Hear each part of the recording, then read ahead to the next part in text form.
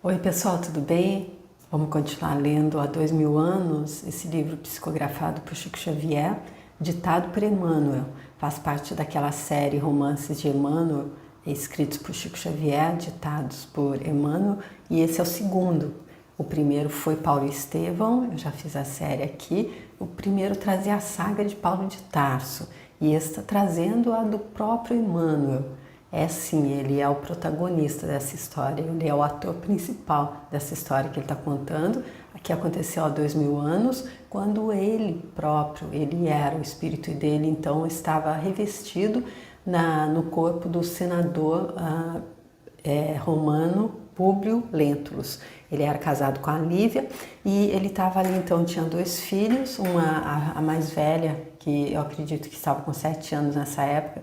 Nós estamos começando em 31 na era cristã, começou em 31 em Roma e agora estamos em 32 quando eles se transferiram. Então ele foi para Jerusalém para buscar um ar melhor para a cura da filha dele, da Flávia, que estava acometida de hanseníase.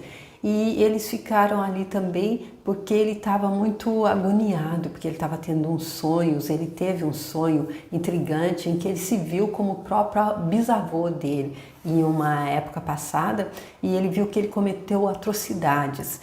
E ele viu que ele passou por um tribunal da própria consciência, onde ele foi ali chamado à responsabilidade dele pelas vítimas dele, que ele admitiu, algumas ele mandava até arrancar os olhos, além de separar muitas pessoas, e ele foi levado também a um tribunal superior pelas mãos de Lívia, a mulher dele, e aí ficou tudo acertado, tudo organizado para que ele voltasse novamente em uma situação de destaque financeiro e de poder, tendo poder e dinheiro, como um senador, na linhagem de um senador, como ele voltou, e numa época grandiosa.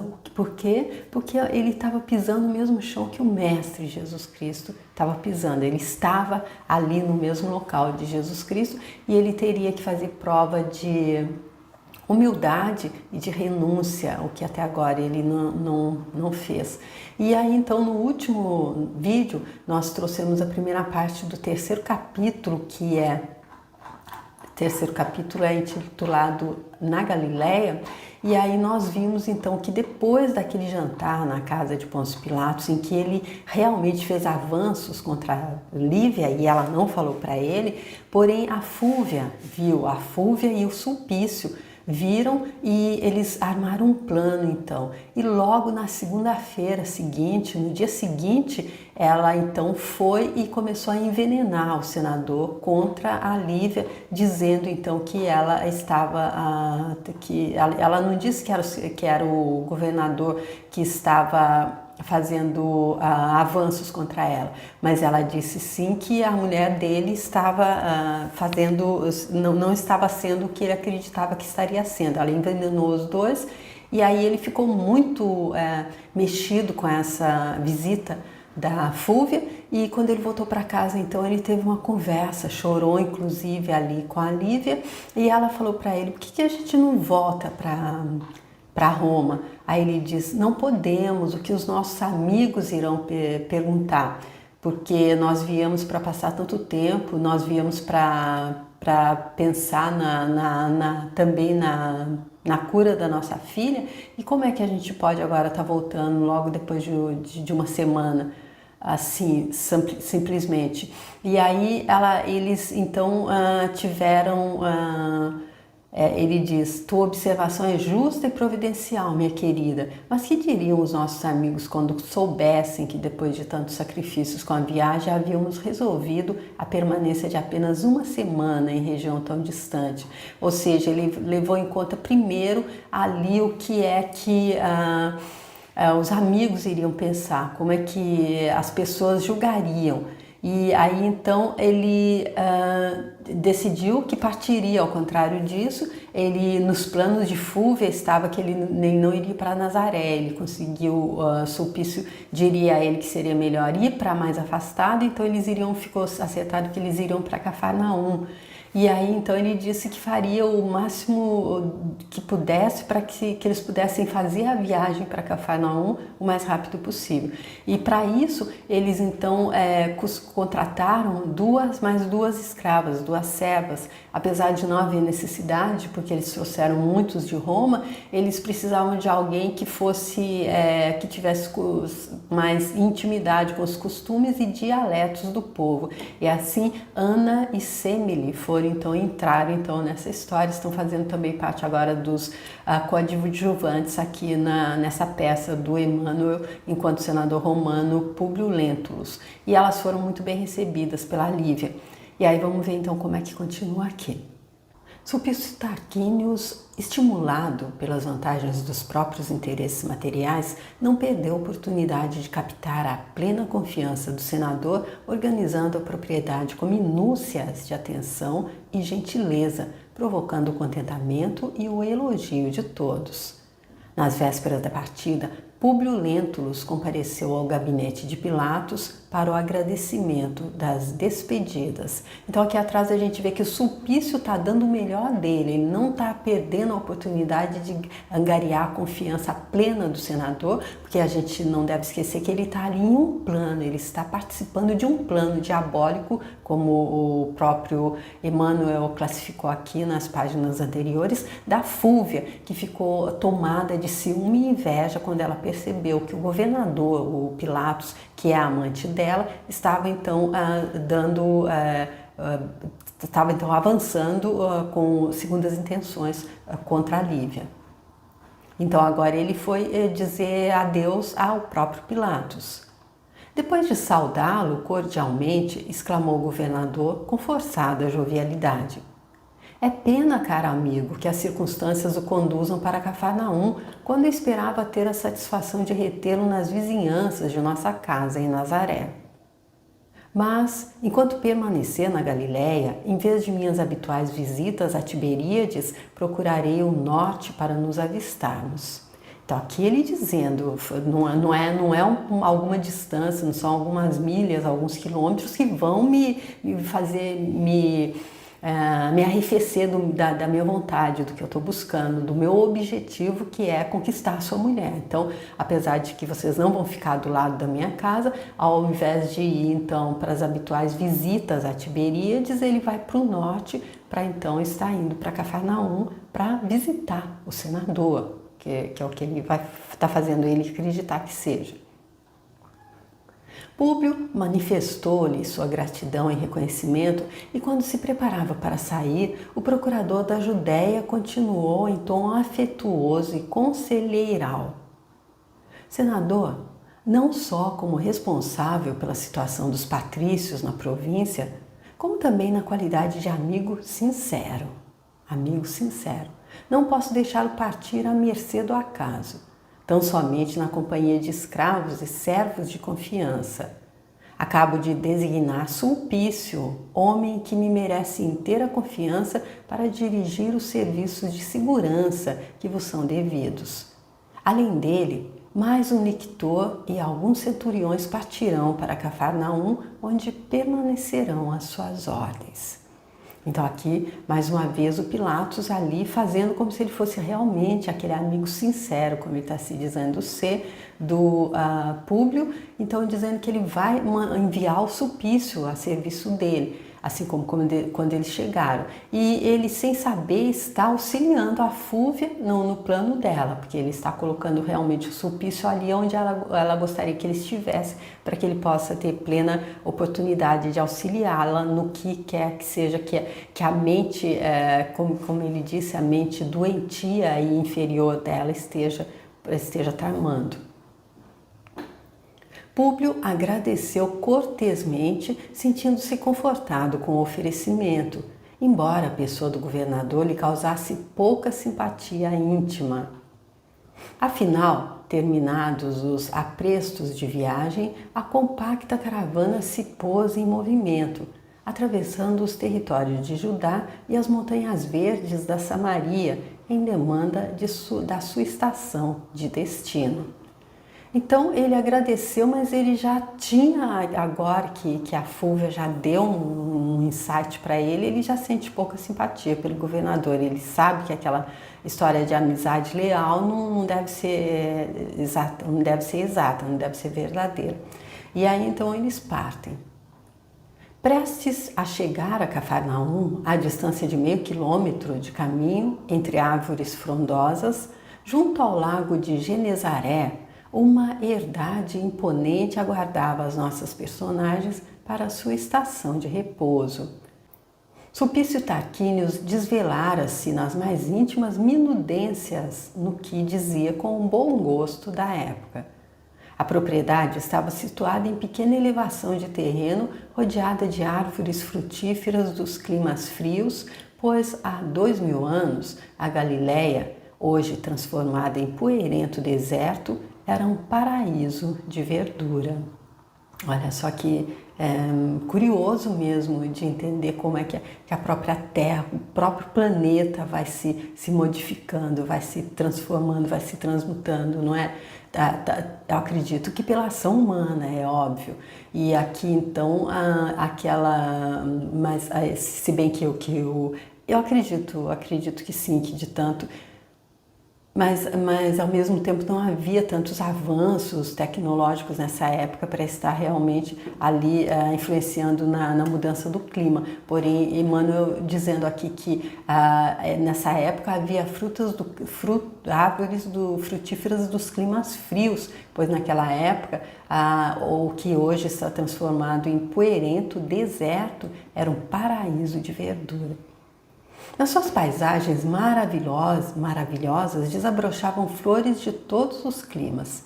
Seu lago imenso, formado pelas águas cristalinas do rio sagrado do cristianismo, era talvez a mais piscosa bacia em todo o mundo, descansando suas vagas mansas e preguiçosas aos pés dos arbustos ricos de seiva, cujas raízes se tocavam do perfume agreste dos eloendros e das flores silvestres. Nossa, pelo que ele está desenhando aqui para a nossa imaginação, é um lugar, um pequeno paraíso ali mesmo, uma área realmente para repouso, para descanso, para refazer as energias e até a saúde, que é o caso da filha deles.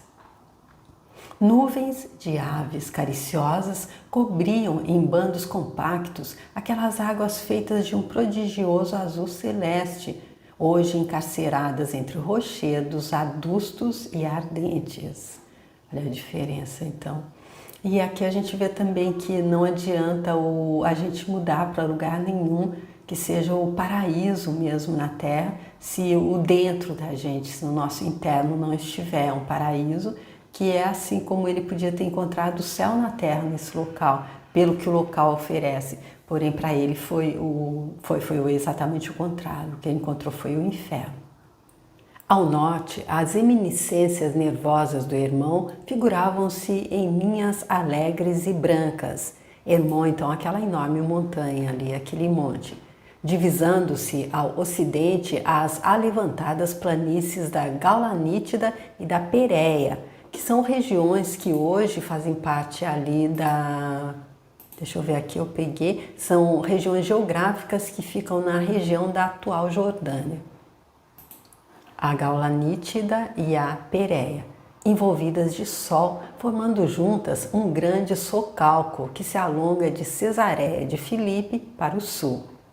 Uma vegetação maravilhosa e única, operando a emanação incessante do ar mais puro, temperava o calor da região, onde o lago se localiza muito abaixo do nível do Mediterrâneo.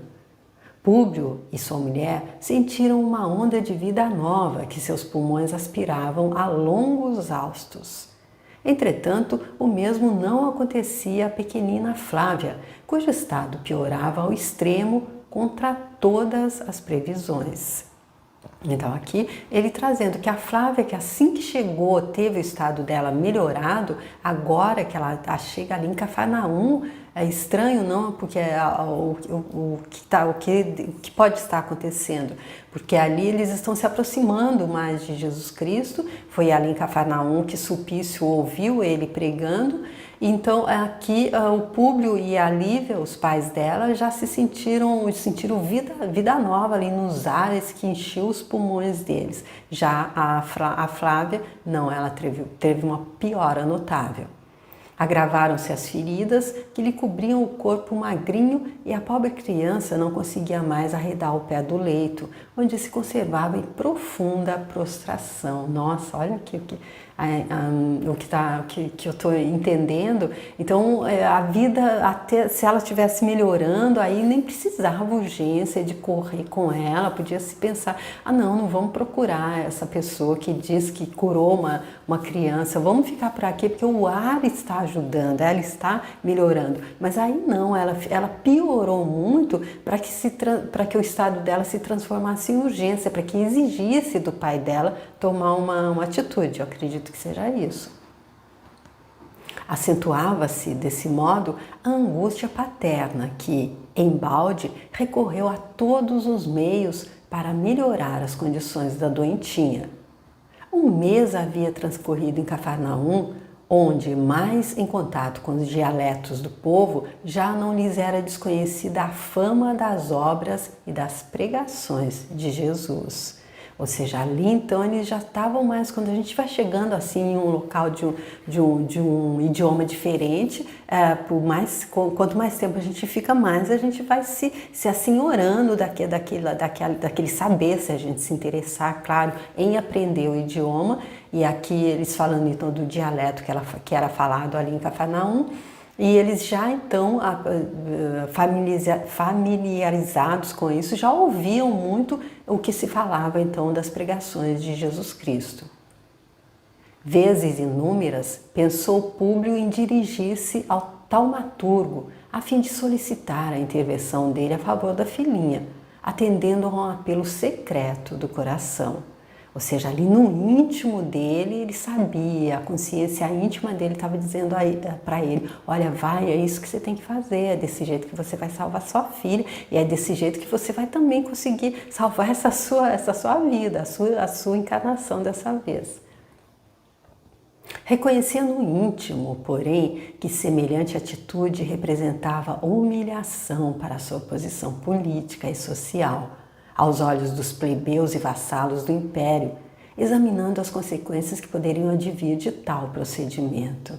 Ou seja, e o orgulho? Como é que um senador da República pode descer aos pés de um mero profeta, como disse Pilatos, que nasce um todo dia lá entre os judeus? E como é que ele pode atender, aceitar essas besteiras, como o próprio Pilatos falou também? Ele, uma pessoa tão importante, ele um senador da República, como é que ele pode, onde é que fica então o orgulho dele? Então aqui ele não ouviu o que estava dizendo a consciência dele, a centelha divina dele, e ficou com o que estava dizendo o orgulho dele. Ele aqui então continua plantando espinho para colher, o pobre coitado. Não obstante essas ponderações, permitia que numerosos servos de sua casa assistissem aos sábados às pregações do profeta de Nazaré, inclusive Ana, que se tornara de respeitosa veneração por aquele a quem os humildes chamavam mestre. Então, Ana, nós já vimos que é uma daquelas duas servas novas que eles contrataram ali na Judéia. Ali, ela não é romana, ela foi contratada ali. Dele teciam os escravos as mais encantadoras histórias, nas quais o senador nada via, além dos arrebatamentos instintivos da alma popular, se bem não deixasse de surpreender a opinião lisonjeira de um homem como Sulpício. Então os escravos dele, os funcionários dele ali falando, inclusive a Ana, falando de tudo, das histórias encantadoras a respeito então de Jesus Cristo, mas ele nada via, ele sabia que eles eram pessoas simples do povo, que não podiam entender nada, e especialmente se colocasse ali em comparação a ele. ao nível dele de sabedoria, ele que era um senador romano, mas ele ficava ainda um pouco surpreso cada vez que ele pensava de como foi que o Sulpício, então, aquele homem tão também, claro que não era um senador, mas estava ali trabalhando com Pilatos, era uma pessoa também que podia cuja opinião tinha algum peso, então ele ficava surpreso ao pensar nisso. Uma tarde, porém, os padecimentos da pequenina haviam atingido o auge.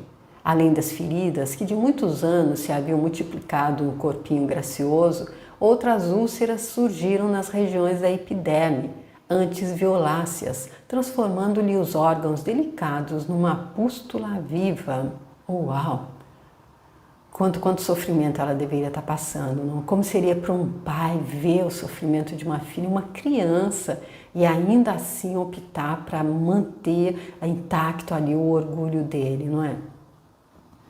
Públio e Lívia, intimamente consternados, aguardavam um fim próximo. E aqui mais uma vez eu fico por entender a atitude da Lívia. Tá certo que a prova era do Públio, mas ela que era essa pessoa já de um grau de elevação espiritual bem maior do que o dele, ouvindo tudo isso, e a mulher tá sempre ali. Às vezes o marido não vê, mas é a mulher que fala, olha, mas a gente devia levá-la então, vamos levá-la, você não quer ir, deixa que eu vou, não é? Uma coisa assim, mais ou menos. Nesse dia, após o jantar muito simples, Sulpício demorou-se até mais tarde, a pretexto de confortar o senador com a presença dele. É assim que vamos encontrá-los ambos no terraço espaçoso, onde Públio lhe fala nestes termos. Meu amigo, que me diz desses rumores aqui propalados acerca do profeta de Nazaré? Habituado a não dar ouvidos à palavra ignorante do povo, gostaria de ouvir novamente suas impressões sobre esse homem extraordinário. Ah, sim, diz Sulpício, como quem se esforça por se lembrar de alguma coisa. Intrigado com aquela cena que há tempos presenciei e que tive a ocasião de relatar na residência do governador, tenho procurado seguir as atividades desse homem na medida das minhas possibilidades de tempo. Alguns compatrícios nossos o têm na conta de visionário, opinião que eu compartilho no que se refere às prédicas dele, cheias de parábolas incompreensíveis, mas não no que respeita às suas obras que nos tocam o coração. O povo de Cafarnaum anda maravilhado com os milagres dele e posso assegurar-vos que, em torno dele, já se formou uma comunidade de discípulos dedicados que se dispõem a segui-lo por toda a parte. Mas afinal, que ensina a ele às multidões? Perguntou Públio interessado. Prega alguns princípios que ferem as nossas mais antigas tradições, como por exemplo a doutrina do amor aos próprios inimigos e a fraternidade absoluta entre todos os homens. Então aqui, Públio ali, ele sabe que é isso que ele tem que fazer, então ele sabe quem é que ele tem que procurar, então ele está ali tentando, porque ele já lamentou que ele não tivesse ninguém com quem conversar, e o Sulpício está aproveitando dessa situação, porque nós sabemos que ele está ali num plano com a Fúvia, ele está armando, ele está trabalhando armando contra o casamento do próprio senador. Eles vão armar alguma coisa para que ele creia que a Lívia, a mulher dele, tem alguma coisa com Pilatos, então ele está ali fazendo o próprio interesse dele, porque a Fúvia prometeu que se ele ajudasse, ela então se tornaria amante dele também. E aqui então ele busca ali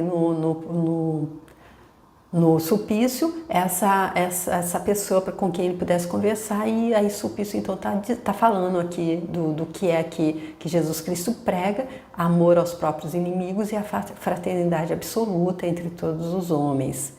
Exorta os ouvintes a buscarem o reino de Deus e a justiça dele, mas não se trata de Júpiter, o senhor de nossas divindades. Ao contrário, fala de um Pai misericordioso e compassível, que nos segue do Olimpo e para quem estão patentes as nossas ideias mais secretas. De outras vezes, o profeta de Nazaré se expressa acerca desse reino do céu com apólogos interessantes e incompreensíveis, nos quais há reis e príncipes criados pela imaginação sonhadora dele, que nunca poderiam ter existido. Aí ele conta tudo o que é que ele faz, o profeta de Nazaré, como o Públio pergunta a ele, mas ele finaliza dizendo: isso tudo não existe, isso está sendo criado pela imaginação sonhadora dele. O pior, todavia, arrematou Sulpício, emprestando grave entono às palavras, é que esse homem singular, com esses princípios de um novo reino, avulta na mentalidade popular como um príncipe surgido para reivindicar prerrogativas e direitos dos judeus, dos quais talvez queira assumir a direção algum dia. E aqui então ele levanta uma suspeita para dizer que, apesar de dele estar criando coisas da imaginação sonhadora dele, ele pode não ser assim tão inocente. Ele está com intenções que podem ser necessárias que ele seja parado. Aqui ele já levanta a primeira coisa para que eles fiquem então atentos ali e comecem, quem sabe não foi a primeira semente para que começasse a perseguição a Jesus Cristo, porque ele diz que ele está fazendo que com esses princípios de um novo reino, ele faz com que a mentalidade popular possa estar reivindicando prerrogativas e direitos dos judeus. E talvez ele queira ele assumir a direção, então, de algum dia. Que providência adotam as autoridades da Galileia no exame dessas ideias revolucionárias? Indagou o senador com maior interesse. Aparecem já os primeiros indícios de reação por parte dos elementos mais ligados a Antipas. Há alguns dias, quando passei por Tiberíades, notei que se formavam algumas correntes de opinião no sentido de levar o assunto à consideração das altas autoridades. Então aqui o senador, logo como senador, ele já quer saber quais são as providências que estão sendo tomadas contra essas ideias revolucionárias desse novo profeta. Bem se vê, exclamou o senador, que se trata de simples homem do povo, a quem o fanatismo dos templos judaicos encheu de pruridos de reivindicações injustificáveis. Suponho que a autoridade administrativa nada tem a recear de semelhante pregador, mestre de uma humildade e fraternidade incompatíveis com as conquistas contemporâneas. Por outro lado, ao ouvir da tua boca a descrição dos feitos dele, sinto que esse homem não pode ser criatura tão vulgar, como vimos supondo. Aqui então ele coloca mais lenha ali então na fogueira de que ele tem que ser olhado de perto, ele pode ser perigoso. As ideias revolucionárias dele podem não ser tão inocentes assim, pode dar trabalho para eles.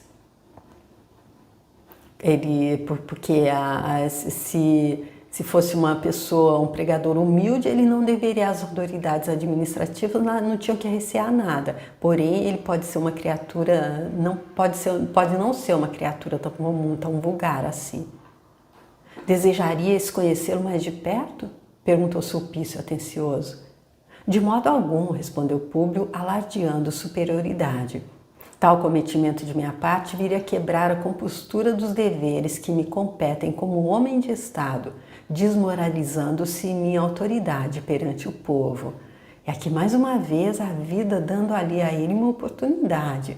O Sulpício então perguntando se o senhor não gostaria de conhecê-lo melhor, e ele ali com a filha num estado assim de degradação da saúde total, de sofrimento atroz, pelo que foi descrito anteriormente nas linhas anteriores, e ele mantém ali o orgulho dele intacto, como é que ele podia quebrar a compostura dos deveres que competem a ele como homem de Estado, como então o que iriam dizer dele. Aliás, considero que os sacerdotes e pregadores da Palestina deveriam fazer estágios de trabalho e de estudo na sede do governo imperial, a fim de renovar-se esse espírito de profetismo que aqui se observa em toda parte. Em contato com o progresso de Roma, haveriam de reformar suas concepções íntimas acerca da vida, da sociedade, da religião e da política. Enquanto os dois mantêm essa palestra sobre a personalidade e os ensinos do Mestre de Nazaré, penetramos no interior da casa. No quarto da doentinha, vamos encontrar Lívia e Ana, pensando as feridas que cobriam a epiderme da pequenina enferma, agora transformadas em uma só úlcera generalizada. Ana, coração bondoso e meigo, pouco mais velho que sua senhora, se havia transformado em companheira predileta no círculo dos afazeres domésticos. Naquele deserto de corações, era naquela serva inteligente e afetuosa que a alma sensível de Lívia encontrara um oásis para as confidências e lutas de cada dia. Então aqueles que estavam ali sentindo muita falta dos amigos que deixaram em Roma, da Calpurnia e o marido dela, então eles aqui, o Públio encontrou ali com quem conversar no Sulpício e a Lívia então ali na nova criada, na Ana. "Ah, senhora!", exclamava a serva com sincero carinho a lhe transparecer dos olhos e dos gestos. "Guardo no coração profunda fé nos milagres do Mestre, acreditando mesmo que, se levássemos essa criança para receber as bênçãos das mãos dele, sarariam as chagas e ela ressurgiria para o seu amor maternal. Quem sabe?" "Infelizmente", respondeu Lívia com ponderação e tristeza, "eu não me atreveria a lembrar essa providência, consciente de que Públio haveria de recusá-la, dada a nossa posição social. Mas, francamente, desejaria ver esse homem caridoso e extraordinário de quem sempre me falas." E aqui então, Lívia também, mais uma vez me surpreendendo, porque a serva diz a ela, se a gente levasse a Flávia até esse mestre, então, ele poderia estar curando a doença dela. E aqui ela lembra da posição social deles, por isso ela não vai nem ousar falar para o Públio. "Ainda no último sábado, senhora", respondeu a serva, animada pelas palavras de simpatia que acabava de ouvir, "o profeta de Nazaré recebeu nos braços numerosas crianças. Ao sair da barca de Simão, nós o esperávamos em massa para lhe beber os ensinos consoladores. Precipitamo-nos para ele, ansiosos todos de receber ao mesmo tempo os sagrados eflúvios da presença confortadora dele. Mas, nesse dia, muitas mães compareceram à prédica, conduzindo os filhinhos que se confundiam em algazarra ensurdecedora, como um bando de passarinhos inconscientes. Simão e mais alguns discípulos começaram a repreender severamente os meninos, a fim de que não perdêssemos o encanto suave e doce das palavras do Mestre. Mas quando menos esperávamos, sentou-se ele na pedra costumeira e exclamou com indizível ternura: "Deixai vir a mim os pequeninos, porque o reino dos céus lhes pertence." Aí então, Emmanuel aqui colocando onde foi que aconteceu então essa frase tão conhecida de Jesus Cristo. Houve então um prodigioso silêncio entre os ouvintes de Cafarnaum e os peregrinos que haviam chegado de Corazim e de Magdala, enquanto aqueles petizes trêfegos acorriam ao seu regaço amoroso, beijando-lhe a túnica com indefinível alegria. Ou seja, enquanto a gente é criança, a gente não desenvolveu ainda aquela parte da maldade humana na gente, a gente ainda não entendeu que pode flertar com a sombra, a minha forma de entender apenas, a gente então vê além das aparências, vê além do que todo mundo consegue ver. Eles viam então a grandeza da beleza espiritual de Jesus Cristo. Muitas crianças eram enfermas que as mães conduziam às pregações do lago para que se curassem de mazelas antigas ou de doenças consideradas incuráveis. "O que me contas é de uma beleza edificante", exclamou Lívia profundamente emocionada. "Entretanto, possuindo à mão todos os recursos materiais, sinto que não poderei receber os altos benefícios do teu mestre." Ou seja, ela colocando mais uma vez ali fora o que poderia estar ajudando a ela. E é pena, senhora, porque muitas mulheres de posição o acompanham na cidade. Não somos apenas os mais humildes que comparecemos às predicações dele, mas numerosas senhoras de destaque em Cafarnaum, esposas de funcionários de Herodes e de publicanos, assistem às lições carinhosas do lago, confundindo-se com os pobres e os escravos. E Ana insiste, olha, não somos só nós que não sabemos de nada, os humildes não, mas eu acredito que ela não falou desse jeito que eu estou falando, com esse, ela dizendo que pessoas, senhoras de destaque em Cafarnaum também compareciam, para ver se faz com que a Lívia veja que é o que ela deveria dizer ao marido dela para fazer. E o profeta não desdenha a ninguém, a todos convida para o reino de Deus e sua justiça. Contrariamente a todos os enviados do céu que conhecemos, ele se esquiva dos favorecidos da sorte, para manter relações com as criaturas mais infelizes, considerando a todos como irmãos muito amados do seu coração. Lívia escutava a palavra da serva com atenção e embevecimento. A figura daquele homem, famoso e bom, exercia atração singular ao espírito dela. E enquanto seus grandes olhos expressavam o maior interesse pelas narrações encantadoras e simples da serva leal, não reparavam ambas que a doentinha as acompanhava com aguçada curiosidade, característica das almas infantis, não obstante a febre alta que lhe devorava o organismo. Então, elas ali do lado da Flávia, que estava ali tendo o organismo devorado pela doença, e a serva falando, e a Lívia, assim como Públio, resistindo, não é? Neste Comenos, o senador, após as despedidas de Sulpício, busca o apartamento da pequena enferma, satisfazendo a sua ansiedade paternal. Diante dele, calam-se as duas mulheres, entregando-se tão somente aos afazeres que as retiam junto ao leito da pequenina, agora gemendo dolorosamente. Públio Lentulus debruçou-se sobre o leito da filha com os olhos rasos de pranto. Brincou com as mãozinhas mirradas e feridas dela, fazendo-lhe festas com o coração tocado de infinita amargura. Filhinha, que queres hoje para dormir melhor? Perguntou com a voz estrangulada, arrancando lágrimas dos olhos de Lívia. Comprar-te-ei muitos brinquedos e muitas novidades. Diz ao papai o que desejas. Comprar-te-ei. Então, realmente, eles, colocando tudo, eles buscavam realmente apenas no externo. Eles não estavam vendo o que é que realmente estava acontecendo, o que é que a vida estava oferecendo a eles. Copioso suor empastava as excrescências ulcerosas da doentinha que deixava transparecer angustiosa ansiedade. Notava-se-lhe grande esforço, como se estivesse realizando o impossível para responder à pergunta paterna. Fala, filhinha, murmurava Públio, sufocado, observando-lhe o desejo de expressar qualquer resposta. Buscarei tudo o que quiseres, mandarei a Roma um portador especialmente para trazer todos os teus brinquedos. Ao cabo de visível esforço, pôde a pequenina murmurar com voz cansada e quase imperceptível.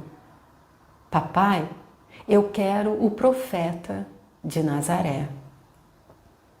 O senador baixou os olhos, humilhado e confundido em face do imprevisto daquela resposta, enquanto Lívia e Ana, como se fossem tocadas por força invisível e misteriosa pelo inopinado da cena, escondiam o rosto inundado de pranto. E aqui termina então esse terceiro capítulo, esse quarto capítulo. Ficamos por aqui então e eu espero contar com vocês para que a gente continue acompanhando então a saga aqui do Emmanuel há 2000 anos, quando ele era esse senador romano, Públio Lentulus, e quando ele vem aí então de uma batalha com ele mesmo, para ser uma pessoa mais como eles disseram ali no julgamento que ele viu que aconteceu, nenhum sonho que ele teve, está nos vídeos anteriores, ele deveria ter renúncia e humildade. E aqui ele tem um momento que ele poderia estar escolhendo isso, a humildade, a renúncia do próprio orgulho, e ele não está escolhendo, mesmo vendo a filha dele definhando com uma doença que poderia estar aniquilando a vida dela. E ele tendo ali perto uma pessoa que todos já disseram, o profeta de Nazaré, que era Jesus, simplesmente Jesus Cristo, que já havia curado, o próprio Sulpício contou que ele já havia curado uma criança. E ele então ali se batendo com ele próprio mesmo, com a consciência dele mesmo, mas parece que ele leva um tempinho ainda para entender. E ele traz essa história dele próprio, é história verídica, não é ficção, não é novela, para, como ele diz, como um roteiro para nós próprios não estarmos então caindo nos mesmos buracos que ele caiu, cometendo os mesmos erros que ele cometeu, o que não fez com que ele fosse castigado, ele não recebeu castigo nenhum de Deus, só fez Deus ficar triste. Deus apenas fez com que ele pudesse colher aquilo que ele plantou. Ele só estava plantando espinhos, porque apesar de estar sendo alertado pelo sonho, ao mundo espiritual que realmente gostavam muito dele, assim é exemplo de Paulo de Tarso, ali no livro Paulo e Estevão, quando o próprio Jesus Cristo se deu o trabalho de vir e falar com ele ali nas portas de Damasco, e ele no mesmo instante entendeu. Já Publio Lentulus está demorando um pouco para entender, porque o sábio aprende com o erro alheio, o inteligente aprende com o próprio erro, porém aquele que não está preparado ainda, esse tem que esperar um pouco mais, esse tem que às vezes vir várias vezes, passar quem sabe 2000 anos para entender. Porém o que todos têm que entender é a máxima de Jesus Cristo, com o amor incondicional, a fraternidade, como amar o meu próximo como a mim mesmo, como o próprio Jesus Cristo amou. É só isso que a gente vem entender. Chico Xavier, ele disse que se ele pudesse deixar uma declaração que fosse só aquela, de toda a obra dele, o que ele gostaria que as pessoas se lembrassem, era essa declaração de Jesus Cristo. Ele faria eco, então, para essa declaração de Jesus Cristo. Amai-vos uns aos outros como eu vos amei. Tá bom? E é por isso que eu agradeço muito a Jesus Cristo por ter me permitido ter voz, respirar, ter saúde física e mental aqui para estar lendo esse livro para vocês, estar trazendo esse livro que eu considero, como ele disse, realmente um roteiro, um guia para que a gente possa então estar fazendo essa travessia da forma mais branda, mais leve, mais suave possível. É aqui que é onde a gente sabe que a gente pode, com o nosso livre-arbítrio, escolher entre luz e sombra. E enquanto a gente vai escolhendo a sombra, Deus o que ele pode fazer? Só pode lamentar. Mas porque a gente tem o nosso livre-arbítrio, apesar de que, como o professor Hélio Couto diz, a gente tem o nosso livre-arbítrio, mas Deus está no comando. Quem está no comando é Deus. A gente não pode furar inteiramente aquele barco que a gente está, porque senão afunda e todo mundo que está dentro sofre as consequências. Então, quando a gente passa muito do limite, aí tem que ter alguma coisa para nos parar. Porém, enquanto a gente está só flertando com a sombra, com certeza Deus permite, porque depois a lei da causa e efeito está aí para colocar tudo no lugar, como tem que ser. É a lei da causa e efeito e todas as leis que regem a natureza, as leis herméticas, elas são o que são, elas são absolutas nesse reino do relativo. Tá bom, gente? Eu espero que tenha sido a contribuição, especialmente se você não sabe ler, se você é analfabeto, ou se você é deficiente visual, ou se você não tem tempo.